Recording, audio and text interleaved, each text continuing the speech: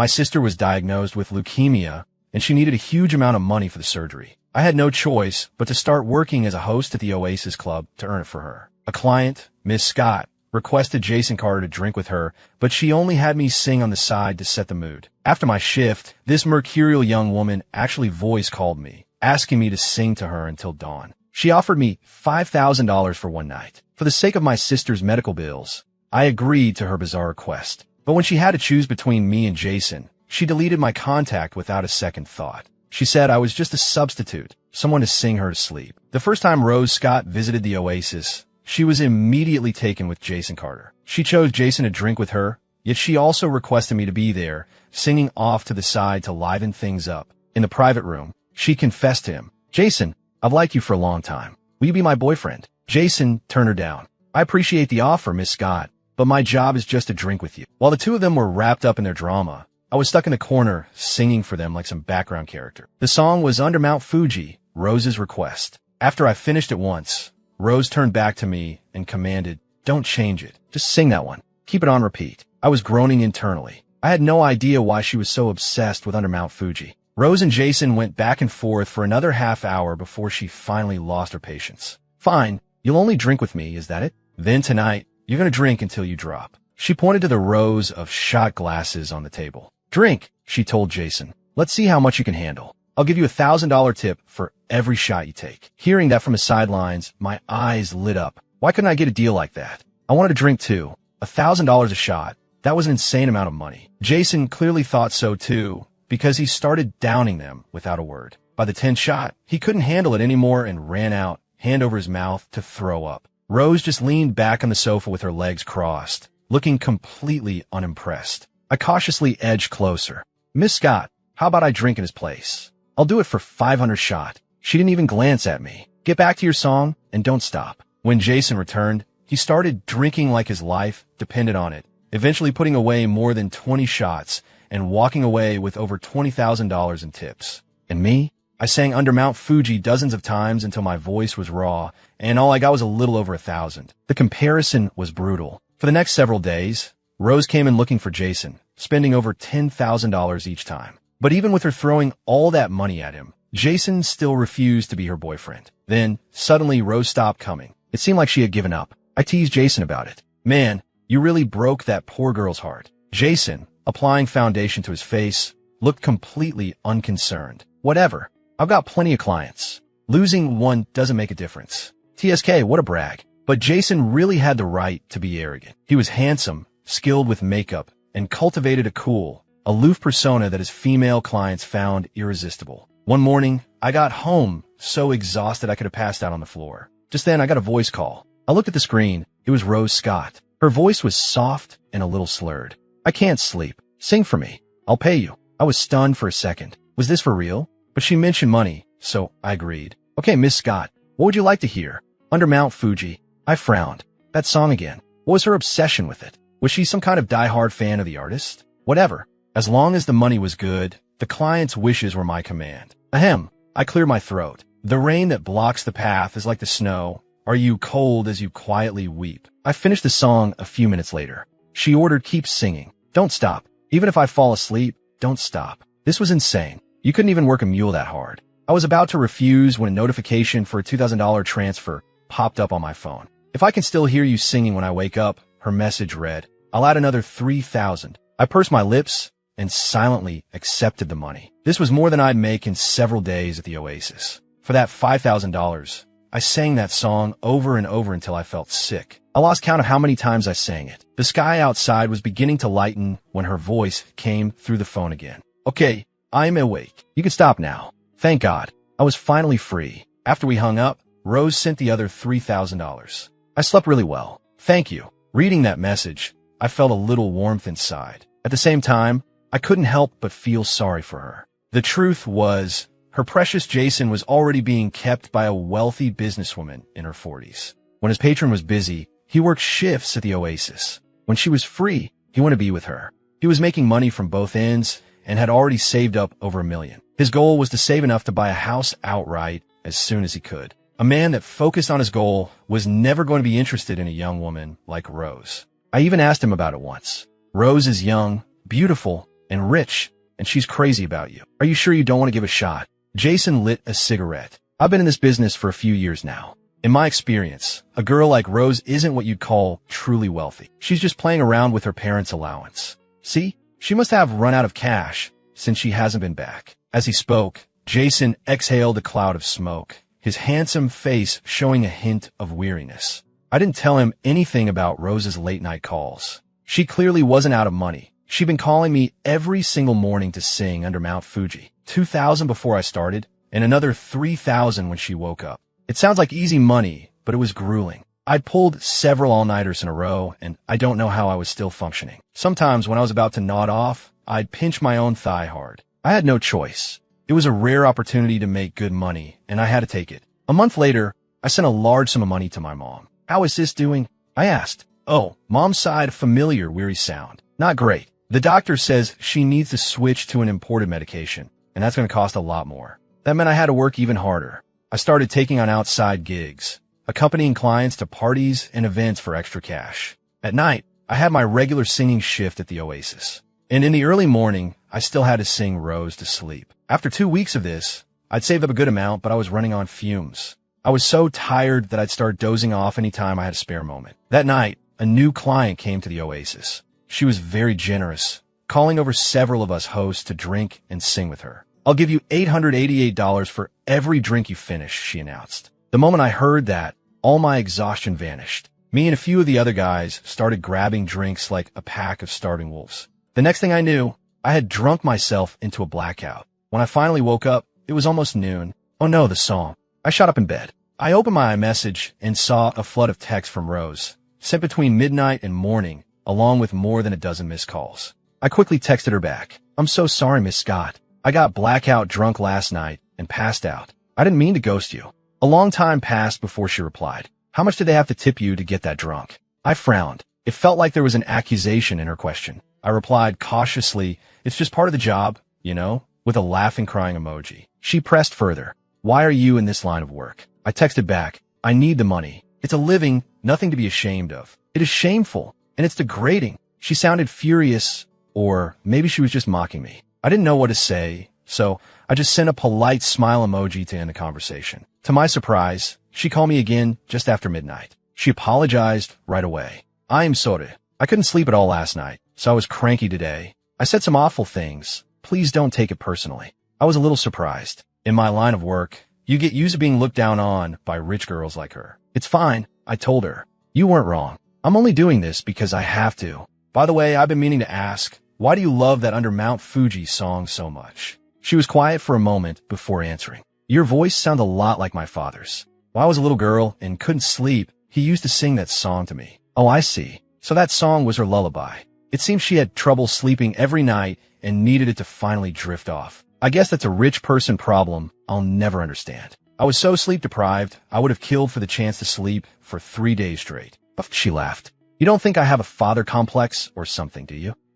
I was confused. That hadn't even crossed my mind. "Don't worry. I'm not picturing you as my dad. I just haven't seen him in a very long time. So your voice reminds me of him. Where is he now?" "I don't know. He moved out of the country and changed his number. I can't find him anymore." Her tone was flat, but I could feel the sadness underneath. I couldn't help but think of my own sister. She was only 18, around the same age as Rose. She was a great student and should have had a bright future ahead of her. But then, right at the start of her senior year of high school, she suddenly collapsed. The hospital diagnosed her with leukemia. At the time, I was in college studying for my grad school entrance exams. When I found out she was sick, I was frantic. I couldn't focus on studying at all. All I could think about was how to get money. I tried some part-time jobs, but they were too slow, only bringing in $1,000 or $2,000 a month. I needed to make a lot of money, fast, so I started at the Oasis. Soon after, I dropped out of college. After working for 2 months, I was able to send a good amount of money home. My parents asked where the money came from, and I just vaguely told them I was singing part-time.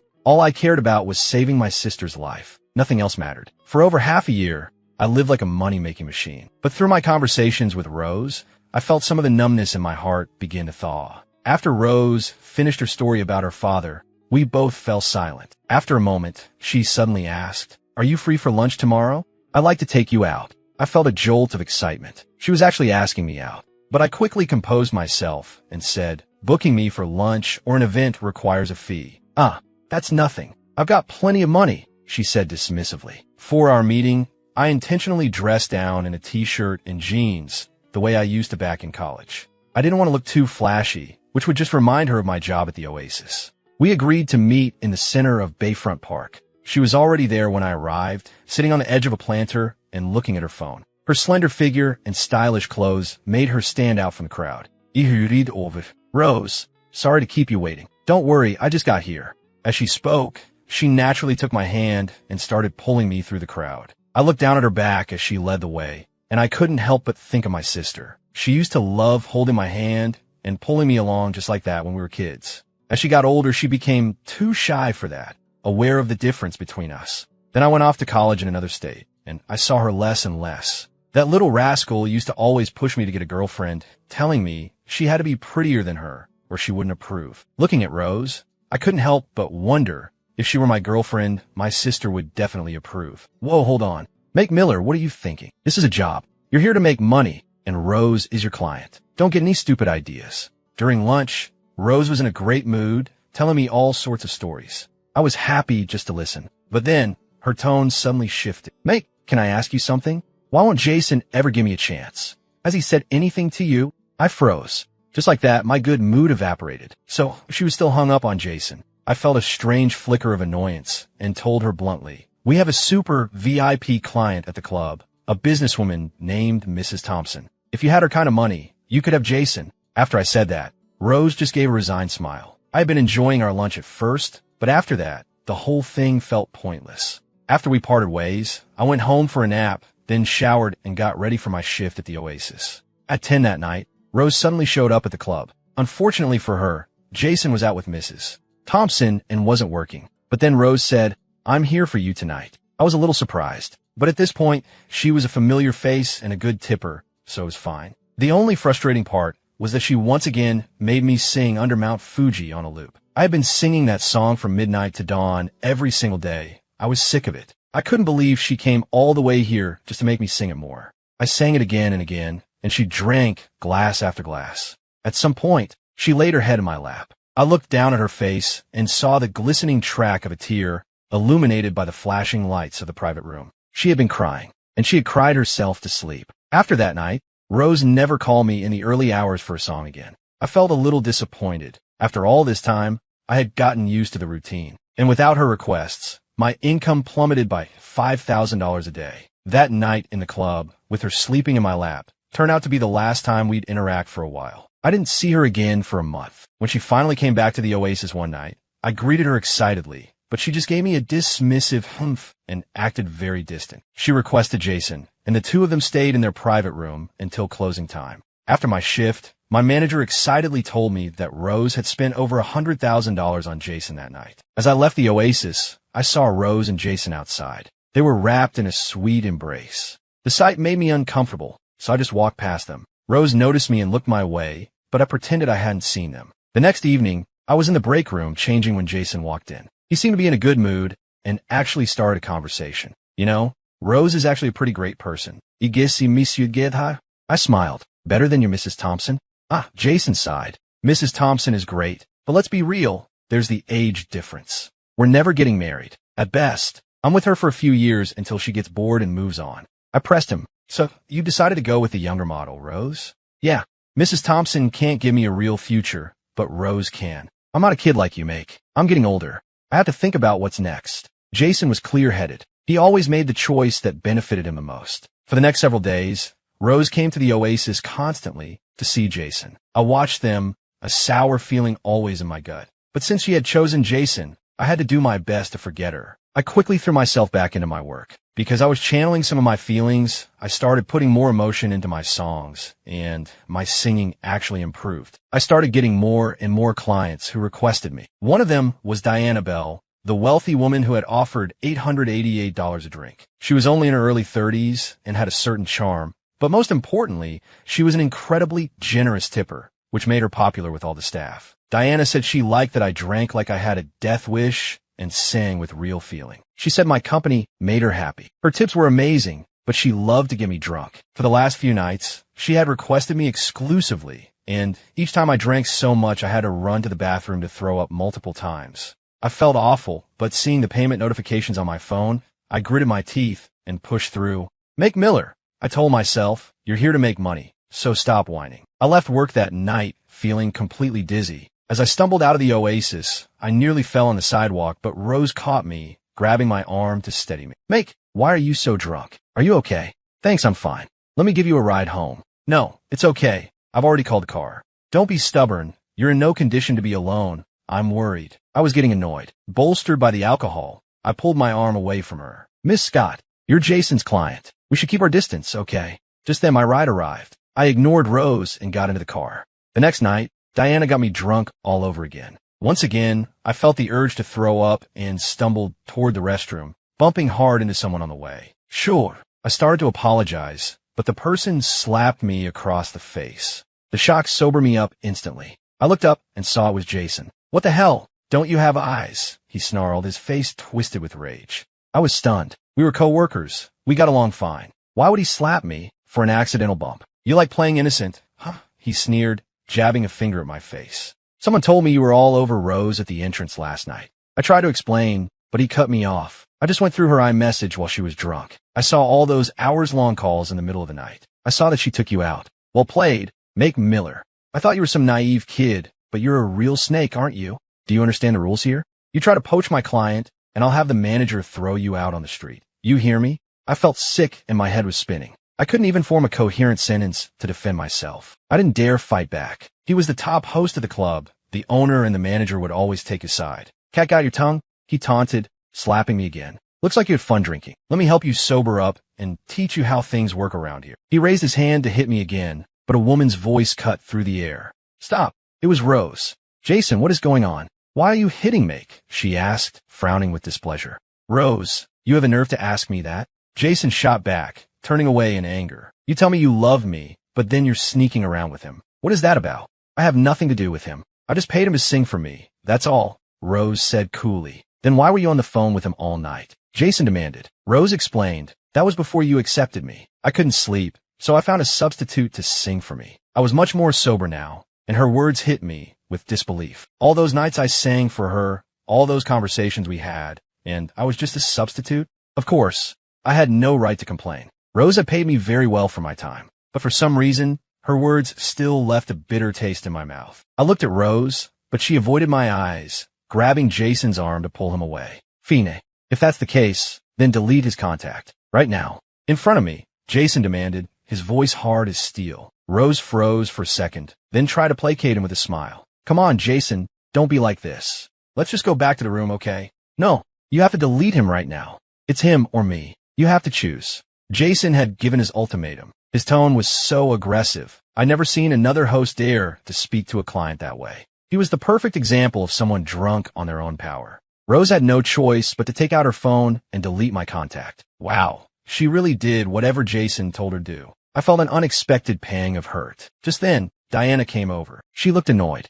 I had been gone too long, and now she found me getting pushed around, which made her look bad. So she stepped in and said a few words on my behalf. Jason had gotten what he wanted and let off some steam, and he didn't want to get on Diana's bad side, so he dropped it. I splashed some water on my face, and Diana helped me back to our room. She handed me a wipe from her purse. That Rose Scott, you should stay far away from her. She's nothing but trouble. Yeah, I nodded. Thanks, Diana. I'm with you tonight. She has nothing to do with me. Ha ha. Diana's silvery laugh echoed in the room. My dear Make, since you put it that way, why don't you quit this place and just be with me? What? I stared at her wide-eyed. Diana continued. I'll get you an apartment, give you $60,000 a month in spending money, and you'll only have to be with me. How does that sound? I could only manage a week, bitter smile. $60,000 a month. It would be a lie to say I wasn't tempted. But singing and drinking with clients was my limit. Going any further was something else entirely. I raised my glass. Diana, thank you for sticking up for me back there. This is for you.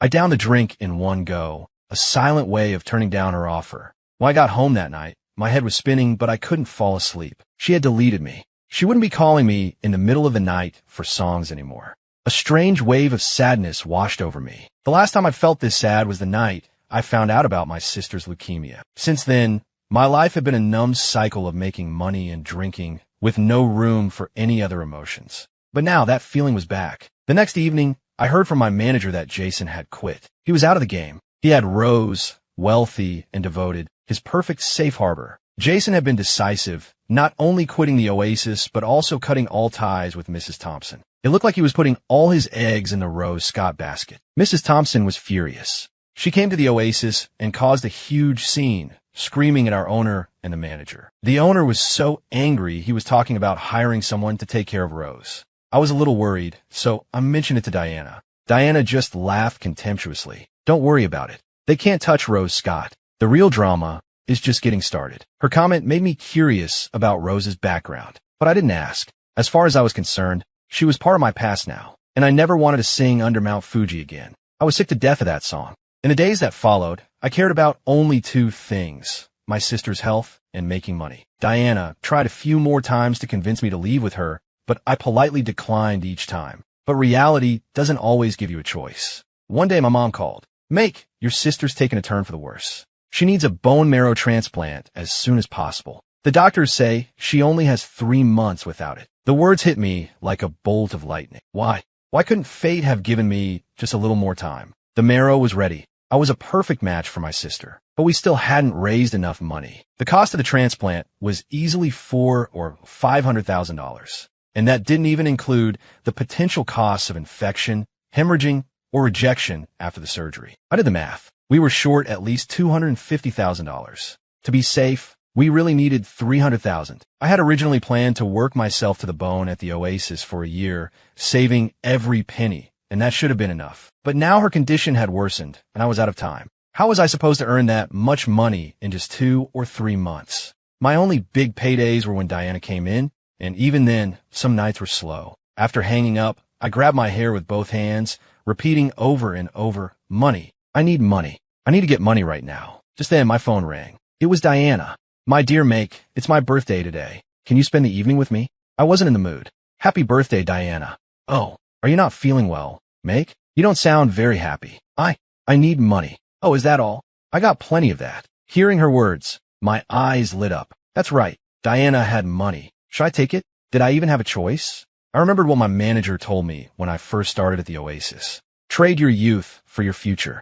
Now, I had to trade myself for my sister's future. That evening, I asked my manager for the night off and went to meet Diana. She had booked a room at a top luxury hotel. Her intentions were obvious. Over dinner at the hotel restaurant, Diana and I began to negotiate terms. Based on her previous offer, she would give me $60,000 a month. I would agree to be with her for 1 year, and we could decide whether to continue after that. "Diana, I need the money urgently. I need you to pay for the first 6 months up front. Is that possible?" Diana laughed. "Well now, my dear Make, you certainly don't ask for small favors, do you? Hundreds of thousands just like that. It's for my family's surgery, and also," I hesitated, "I'm a virgin." As soon as the words left my mouth, I felt my face and ears flush hot with shame. I had thrown away the last of my dignity. Diana stared at me, dumbfounded. "No way. Make, are you really?" "It's true," I said desperately. "You'll see. If my sister's illness wasn't so urgent, I would never." Diana's eyes suddenly grew intense. She abandoned her dinner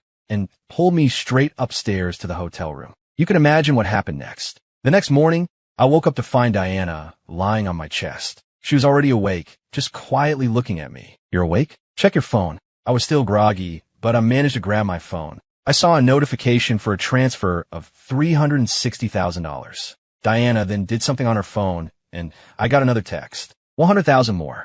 "Diana, this is... I like you, and I feel for you. Think of it as an extra tip. Thank you. Thank you, Diana. From now on, you could just call me Diana." "Okay, good boy." Diana smiled and pinched my cheek, then leaned in and kissed me. "Make, my love, I want you to go to the Oasis tonight and quit. And you need to delete all of your other clients from your phone. If you don't, there will be consequences." She was smiling, but her tone was unmistakably a threat. "Okay," I agreed. I had no other choice. "And especially," Diana added, her voice serious, "you are to have no contact with that Rose Scott. Do you understand?" "Yes. We lost contact a while ago." "Don't worry. She is Jason now." "Good. Let's not talk about her anymore," Diana said, her smile returning. "My sweet Make, you must be exhausted from last night. Get up. I'm going to take you out for a good meal to get your strength back." That evening, I went to my manager to put in my resignation. He didn't give me a hard time, but he did seem disappointed. "Ah, you were just starting to hit your stride, really making a name for yourself. Why the sudden decision to quit? After Jason left, I was planning on making you our new top host." I didn't want to tell him about Diana or my sister, so I just said I was going back to college. The manager nodded approvingly. That's great. If you have the chance to get an education, you should take it. This line of work only lasts as long as you're you. By the way, did you hear what happened with Jason? Jason? Didn't he leave with Rose? I asked, confused. There's more to the story, my manager said, and began to explain. It turned out that less than 2 months after he got out of the game, Rose dumped him. Apparently, he took it so hard that he fell into a deep depression and had to start seeing a therapist. He'd been in this business for years and was a savvy operator. I thought he'd be tougher than that. I was curious what could have possibly happened to push him over the edge like that. And I could understand Rose. She had spent so much time and money to win Jason over, only to dump him 2 months later. The whims of a rich, capricious woman were impossible to fathom. I moved into the luxury apartment Diana rented for me. The place was incredible, and I was living in comfort. Diana usually only came over 2 or 3 times a week, leaving me with a lot of free time. With no more late nights or heavy drinking, I started to get back into a healthy routine. I was about to donate bone marrow to my sister, so I needed to be in the best possible shape. I started going to bed early and waking up early, and I even started working out again. One evening, Diana took me to a cocktail party. I wore a designer suit with Diana on my arm as we walked into the grand ballroom. The room was filled with Miami's high society, and the guest of honor, the center of attention, was none other than the Oasis's former super VIP client, Jason's original patron, Mrs. Thompson. It was her party. Soon, the party officially began, and Mrs. Thompson took the stage to give a speech. She started by thanking her guests for coming, then gave an emotional retrospective of her decades-long business career. Finally, she announced solemnly, "And now, I would like to introduce you all to the new head of the Thompson Corporation, my successor, my beloved daughter, Rose Thompson." As the room erupted in applause, a young woman in a stunning blue gown and flawless makeup walked onto the stage. When I saw her, my jaw dropped. It was Rose Scott. The moment she spoke, I was certain. Her voice was identical. What was going on? Rose Scott was Rose Thompson. She was Mrs. Thompson's daughter. Diana leaned in and whispered playfully in my ear. "Well, my dear Make?" Surprised? Shocked? What the hell? I needed a minute to process this. So, Jason was originally Mrs. Thompson's boy toy. Rose was Mrs. Thompson's daughter. Then Rose poached Jason, which made Mrs. Thompson so angry, she stormed into the Oasis. Then Rose dumped Jason. And now, here were mother and daughter, looking as close as could be. Did that mean? I couldn't wrap my head around it. I would never understand the way rich people think. But I finally understood why Jason had a breakdown. Who could possibly handle a situation like that? Later, I went to use the restroom. When I came out, I saw Rose leaning against the wall in the hallway, a lonely expression on her face. When she saw me, her sharp gaze snapped to mine. "You're with that woman, Diana Bell?" I nodded. "Yes. Do you have any idea how degrading it is? I finished for her. I needed the money. And Diana is single. I'm not breaking up a family or ruining her career." "Oof," she snorted. "I guess that makes you slightly better than someone like Jason." I shot back with a cold laugh. "Someone like Jason? Weren't you the one who was madly in love with him? How much money did you have to throw at him to finally get him?" "Ah, that's a laugh. Me like someone like him? Let's be honest. People like you will do anything for money. You have no shame. It's disgusting." Her words were like a slap in the face. I had nothing to say to her, so I just turned to walk away. But she ran after me and grabbed my arm. I turned back. "What do you want?" She bit her lip, staring at me, her eyes a storm of conflicting emotions: sadness, anger, pain, and helplessness. For some reason, looking into her eyes, I felt my own heart ache with a mix of feelings. "Make my love." Just as we stood there frozen, Diana appeared. "What's going on here?" "Miss Thompson, has my boyfriend done something to offend you?" At the sight of Diana, Rose had no choice but to let go of my arm. "Make, apologize to Miss Thompson," Diana said to me. I was stunned. For what? She was the one who had come after me for no reason. Why should I be the one to apologize? I felt a surge of anger and, ignoring Diana, refused to apologize. I just set my jaw and stared at the wall, stubborn as a mule. The atmosphere became incredibly awkward. Finally, it was Rose who broke the silence. "I'm sorry," she said. "You are my guests. I've been a poor hostess." With that, she glanced at me, then at Diana, and walked away, her jaw tight. When we got back to our place, Diana excitedly threw herself at me, kissing me passionately. "Make, my love, you were amazing back there. I love it so much," she exclaimed. I held her and asked, "How is Rose Mrs. Thompson's daughter?" "It's unbelievable." "Hee hee, my dear Make, do you want to hear their family story?" Diana said with a mysterious smile. And so, from Diana, I learned the story of the Thompson women. Rose was indeed Mrs. Thompson's biological daughter. Mrs. Thompson's ex-husband's last name was Scott. Years ago, when Mrs. Thompson was determined to build her business empire, their different life goals caused them to drift apart. Because she was so busy, their daughter stayed with her father back in their hometown. After Mrs. Thompson became successful, she divorced her husband. She never remarried, but she certainly didn't live a lonely life. She was never short of male companions. When Rose was 15, Mrs. Thompson suddenly decided she wanted her daughter back and went to get her. Rose's father, wanting his daughter to have a life of financial security, agreed to let her go live with her mother. But Rose's relationship with her mother was strained. Even though her last name was legally changed to Thompson, she always introduced herself to others as Rose Scott. It was clear she resented her mother. Mrs. Thompson knew she had wronged her daughter, so she never pushed back, choosing instead to spoil her. Since she never remarried or had any other children, her massive fortune had to go to Rose. A year ago, Mrs. Thompson had taken a liking to Jason and used her wealth to make him hers. Then, a few months ago, Rose began to aggressively pursue Jason, eventually using her youth and charm to steal him away. When her mother found out, she was so furious she nearly passed out. In the end, though, Mrs. Thompson couldn't stay mad at her. After all, with her money and status, finding another man was easy, but she only had one daughter. She was getting older and needed to start grooming Rose to take over the company. After getting her revenge on her mother, the rebellious daughter seemed to feel better, and the two of them reconciled. And that was why Mrs. Thompson threw the party, to formally introduce her successor to the world. After hearing Diana's story, I felt like I understood Rose a lot better. I understood why she missed her father so much, and I finally understood the logic behind her actions. She never actually liked Jason. Going after him was just a way to hurt her mother, to get back at her. No wonder she had said what she did. Me, like someone like him? Let's be honest, people like you will do anything for money. You have no shame. It's disgusting. In her eyes, I was just the same. A month later, my sister's surgery could no longer be postponed, so I asked Diana for some time off. She agreed without hesitation. If you need more money or anything else, just let me know, she said. Thank you, Diana. Of course. I'll be waiting for you to come back. She gave me a hug. In that moment, I felt a genuine warmth from her, even though I knew our relationship was just a transaction, not love. She wasn't afraid I would take her money and run. That trust alone meant a lot to me. It's not easy to find that kind of trust between people these days.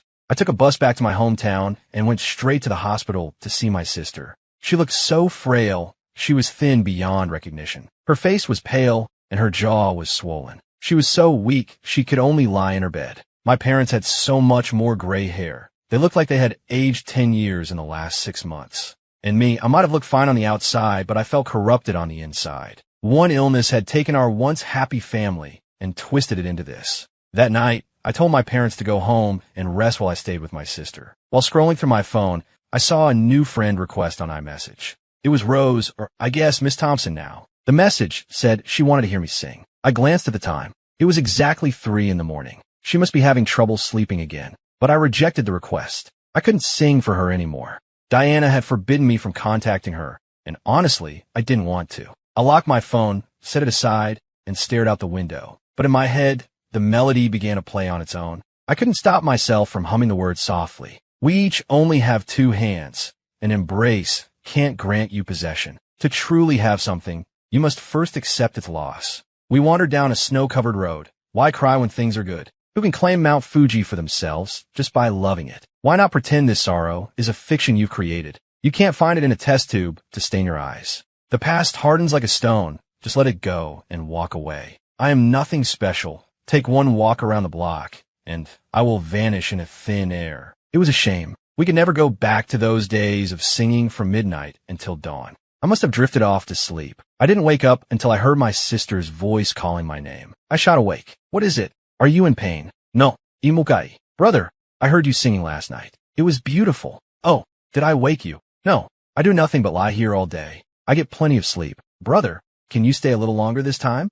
To keep me company? Of course. I'll stay with you. After a few days of preparation, I found myself lying on an operating table. Thankfully, everything went smoothly. The transplant was a success. My sister's life was saved. The moment I heard the news, I let out a huge sigh of relief. Everything I had done, everything I had sacrificed, it was all worth it. The weeks flew by. Once I was sure my sister's recovery was on track, I knew it was time to go. I had to go back and fulfill my contract with Diana. After the marrow extraction, my body ached and I felt significantly weaker. But I had a contract with Diana, and I had already taken her money. I had to see it through. Besides, she had trusted me. I couldn't betray that. If it hadn't been for her, I never would have gotten the money for my sister's surgery in time. When it was time for me to leave, my parents cried and told me, "Go back and focus on your studies. You don't have to kill yourself working anymore. If your sister needs more money, we'll figure something out." "Mom, Dad, I will. Don't worry. I'm her big brother. It was my duty to help her." When I got back to Diana's apartment, I was still not feeling well. My immune system was weak, and I came down with a bad flu that knocked me out for over 2 weeks. Diana couldn't help but tease me. "I'm paying you $60,000 a month, and you take a month off for vacation, then another 2 weeks for sick leave. I'm getting a raw deal here." I laughed awkwardly. "How about this? I'll give you a 20% discount on the next 6 months. Get out of here.